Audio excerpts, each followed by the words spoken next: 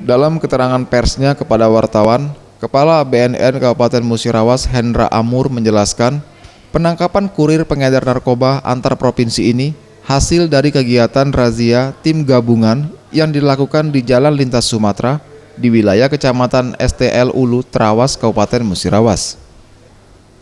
Di mana tersangka kurir narkoba Arman Sembiring, warga Kota Medan, Sumatera Utara ini berhasil diamankan petugas BNN Musirawas saat terjaring di salah satu bis antar kota dari Kota Medan dengan tujuan ke Jakarta.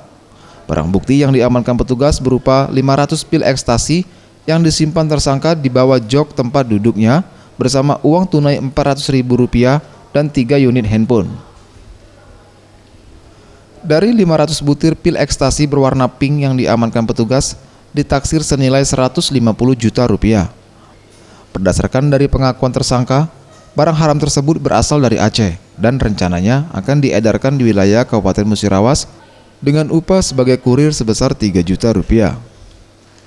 Berhasil mengamankan pelaku tindak pidana narkoba yang berperan sebagai kurir. Seperti yang rekan-rekan lihat di sebelah kami ini adalah perannya sebagai kurir.